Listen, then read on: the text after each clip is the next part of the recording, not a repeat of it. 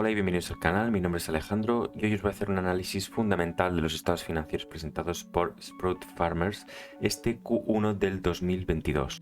Sprout Farmers es una empresa que distribuye y comercializa productos alimenticios, está más enfocada en el retail minorista y por lo tanto es una empresa bastante interesante desde el punto de vista del inversor porque es una empresa bastante defensiva que se ha hecho bastante popular entre los inversores de habla hispana debido a que Alejandro Estebaranz lo tiene en su fondo de inversión, si no me equivoco, y actualmente cotiza unos 24,48 dólares la acción. Tiene una capitalización bursátil de unos 2.684 millones de dólares y a lo que vemos aquí, vemos que tiene unas ventas proyectadas en el año 2022 de unos 6.335 millones. Se espera que en 2023 haya un crecimiento. También lo va a ver en su beneficio, por lo tanto es una empresa que crece constantemente al menos y que su beneficio también se proyecta con crecimientos. Actualmente tiene una posición de caja neta bastante elevada, pero que esto tiene algo de trampa porque tiene leasings y además vemos cómo tiene un PER proyectado de 2022 de unas 11,7 veces beneficio.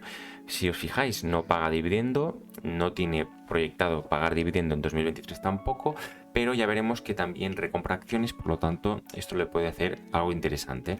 Y bien, ya nos encontramos en los estados financieros de Sprout Farmers. Vamos a empezar por la cuenta de resultados. Lo que vemos son crecimientos de las ventas y de los costes de las ventas del 4,19% y 4,04% respectivamente. Esto hace que el margen más o menos se mantenga en el mismo rango entre el 37,23% y el 37,20%, y lo bueno de esto es que tiene un crecimiento, digamos, moderado, pero controla el margen y nos fijaremos ahora que controla los gastos fijos. Por lo tanto, esto se va a traducir en un aumento del beneficio neto. Como os he dicho, pues los gastos fijos se aumentan un 4,6%. Vemos que la mayoría de los costes se mantienen planos, lo que provoca que el income from operations, los ingresos de operaciones, se incrementen un 5,3%. Si nos fijamos en su tasa impositiva, está alrededor del 24%, por lo tanto no hay ninguna triquiñuela aquí que podamos decir que está intentando evitar o posponer pagos de impuestos o anticipándose a gastos de impuestos, y al final nos encontramos que el resultado neto, el beneficio neto, aumenta un 6,33% respecto al trimestre del año 2021. Tened en cuenta que esto supone que la empresa consigue materializar en beneficio neto un 5,38% de las ventas, mientras que el año 2021 fue un 5,27%. Pues entonces miremos el lado positivo. La rentabilidad no es que sea algo elevado, pero es muy normal en este tipo de sector, ya que se necesita una gran rotación de las ventas para conseguir un beneficio. Y vemos el lado positivo, ¿por qué? Porque este porcentaje aumenta respecto al año anterior y que los gastos de inflación no han mermado esta cifra de aquí. Por lo tanto, podríamos decir en cierto modo que la empresa está combatiendo la inflación. Por otro lado, quisiera mencionar pues que la empresa existe cierta dilución este año 2022 en este primer trimestre, pero fijaros que si lo comparamos con el año anterior, en el mismo periodo, pues las acciones en circulación han bajado de 118 millones de acciones a 111 millones de acciones. Y de la cuenta de resultados nos vamos al estado de flujos de efectivo. Lo primero de todo que vamos a hacer va a ser comentar un poco en términos generales qué es lo que ha sucedido con la caja. Vemos cómo la empresa ha generado por fruto de su actividad unos 153 millones de dólares, de los cuales ha invertido unos 27 millones y ha devuelto o pagado a accionistas por el flujo de financiación unos 46 millones de dólares, lo que ha provocado que la empresa haya tenido un incremento de la caja de unos 79 millones de dólares en tan solo un trimestre, y ha hecho que el saldo final de la caja haya sido de 326 millones de dólares. Si nos adentramos al flujo de actividades, vemos como la empresa amortiza unos 32 millones y unos 28 respecto al leasing. Vemos que son unas amortizaciones bastante elevadas por la inversión que realiza, pero hay que tener en cuenta que los 27 se han de comparar con los 32 millones, ya que la empresa opera bastante con leasings y como vemos aquí, cada año, cada trimestre va aumentando los leasings que tiene la compañía. Por lo tanto, estos leasings que va adquiriendo los va a ir amortizando y cada vez tienen más relevancia los leasings frente a los activos fijos de la compañía. Vemos que la empresa remunera a su directiva con unos 4,4 millones de dólares en cuanto a stock-based compensation. La veo bastante normal, no es abusiva, es un tanto por ciento bastante bajo del gasto y por lo tanto nada que decir al respecto. Si nos fijamos en las necesidades de working capital, si nosotros sumamos y restamos todos estos valores, nos damos cuenta que apenas afectan al flujo de operaciones y actividades. Si comparamos el beneficio neto más las amortizaciones con este importe de aquí, vemos que se asemeja bastante. En cuanto a flujos de financiación, vemos que apenas hay variaciones en cuanto a pago de deudas o adquisiciones de deudas, pero también es algo engañoso porque los leasings están aquí y estos tienen un coste financiero, y en algunas otras compañías lo hemos visto añadido aquí. No sé muy bien el por qué pues lo ha puesto en esta sección de aquí. Sin embargo, vemos cómo la empresa este año, recordad, el año anterior no fue así, ha adquirido o recomprado acciones por valor de 45,7 millones de euros. Tened en cuenta que la empresa no paga dividendo y ha considerado que de esta forma puede remunerar al accionista. A lo mejor ha considerado que sus acciones están muy baratas y por lo tanto ha iniciado esta recompra de 45 millones, lo que ha provocado pues que se retiren bastantes acciones en circulación y por lo tanto se evite la dilución. Y así en términos generales vemos como la empresa genera unos 50 millones de dólares más que el trimestre del año anterior. Por lo tanto es un dato muy positivo, significa que la empresa pues fruto de su actividad va generando más caja. Además vemos como la inversión también se aumenta respecto al trimestre del año anterior. Esta inversión supone un 17,64% del cash flow de actividad. Vemos que el cash flow de financiación también aumenta, lo hace por unos niveles muy elevados. Fijaros que el trimestre del año anterior no hubo este tipo de recompras, únicamente se compraron 3,2 millones de dólares en acciones, mientras que este año, en este trimestre, se han comprado 45,7 millones de dólares. Por lo tanto, la empresa al final vemos cómo dedica casi el 30,06% de su cash flow de actividad al flujo de financiación. Tened en cuenta que la empresa cada trimestre, al menos estos dos primeros trimestres de estos dos últimos años, ha generado caja, es decir, ha sido una máquina de generar cash flow. Y además vemos que estos 50 millones de caja generados de más por la actividad se han dedicado o destinado a la recompra de acciones. Por lo tanto, la empresa considero que está siendo muy bien gestionada desde este punto de vista. Y ya para finalizar vamos a comentar el balance de situación, vamos a comparar el inicio del periodo con el final del periodo, es decir, a final del trimestre.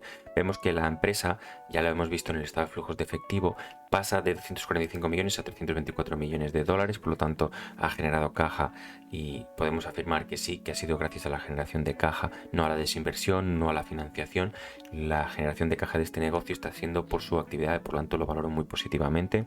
Vemos que tiene un fondo de maniobra positivo y que el activo corriente supone un 21,35% del activo total. Algo que he querido comentar yo son los inventarios. Los inventarios en este tipo de negocios son bastante elevados y por lo tanto es algo normal que tenga esta partida aquí que suponga un buen tanto por ciento, casi el 50% del activo corriente.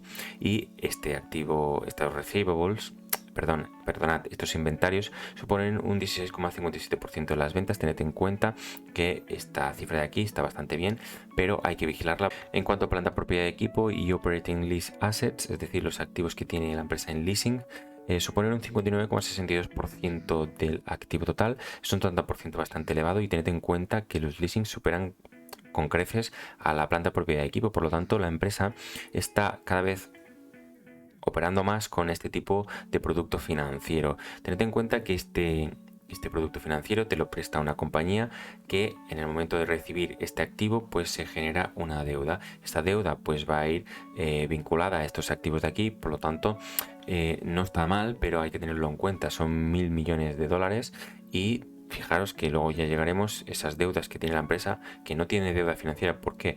Porque no hay deuda financiera como tal, pero está considerada como leasing. Y ya para finalizar el comentario del activo, vamos a terminar por el goodwill. Fijaros que este se mantiene plano y esto es debido a que no adquiere ninguna otra empresa, por lo tanto no se ha generado ningún goodwill y tampoco lo deteriora. Por lo tanto, hay que tener en cuenta que no ha habido ninguna variación. Este supone un 36,39% del patrimonio neto y bueno, yo creo que podría aprovechar para ir deteriorando esto, pero es que si la empresa va creciendo, va generando efectivo cada vez más, pues a lo mejor están muy justificadas estas adquisiciones. Y fijaros en este pasivo, la gran cantidad de leasings que tiene la compañía en total suman un 50,65% del pasivo total y tened en cuenta que pese a que esto no son consideradas deudas financieras, son deudas que generan costes financieros, es decir, tienen intereses y pese a que no tienen nada de malo, también es una deuda, pese a que al final de cuentas está vinculada a este activo. En función del contrato, pues muchas veces este activo se puede devolver y cancelar la deuda, y al final de cuentas este arrendamiento financiero es muy interesante desde el punto de vista del prestatario y también lo es muchas veces para la empresa. Además, si sumamos los leasings, que suman unos 1.518 millones de dólares frente al patrimonio neto de unos 1.011 millones de dólares, tened en cuenta que lo supera con creces y por lo tanto es el único pero que yo le daría a la compañía, ya que sus leasings superan al patrimonio neto. Además, muchos de estos activos que digamos yo diría que son estratégicos están vinculados a este leasing, y tened en cuenta que si la empresa tiene un bache, digámoslo así, se tendría que hacer cargo de estos vencimientos. Puede que pueda devolver el activo, pero a tener en consideración, si os fijáis, la caja son 324 millones, para nada podría hacer frente a todos los vencimientos a corto y largo plazo. Y así, a modo de resumen, vemos una compañía que consigue crecer un 4,19%, pese a que sus costes también se incrementen, mantiene márgenes, aumenta beneficio y por lo tanto es una empresa que consigue ser rentable. Además, vemos que la empresa recompra acciones, al menos en este trimestre lo ha hecho, lo que ha provocado que las acciones en circulación disminuyan. Vemos que la empresa, gracias a este incremento de ventas, de mantener los costes, acaba generando unos 153 millones de dólares, unos casi 50 millones más que el año anterior, y sigue invirtiendo y que apenas pues tiene vencimientos de deudas, pese a que paga leasings y aquí lo tiene en cuenta. Al final genera caja, genera unos 79 millones de dólares. Y nos encontramos con una empresa que tiene una particularidad bastante interesante, que es que opera mucho con los leasings, y esto al fin y al cabo no es que sea un problema, lo único que si lo comparamos con el patrimonio neto, caja e incluso activos fijos, pues tiene un tanto por ciento o un peso bastante relevante, pero que mientras siga generando caja, siga generando beneficios, pues esto pues no va a suponer nunca ningún problema. Y finalmente vemos algo que nos interesa, o que al menos a mí me interesa de las compañías, que sean capaces de aumentar su patrimonio neto, porque significa que este patrimonio neto lo van a reinvertir y van a seguir creciendo. En este caso aumenta un 5,42%, y pese a la recompra de acciones se consigue que el patrimonio neto aumente. Por lo tanto, está estupendo. Pues bien, hasta aquí el vídeo de hoy. Espero que os haya gustado mucho. Darle al like, suscribiros. Hasta pronto.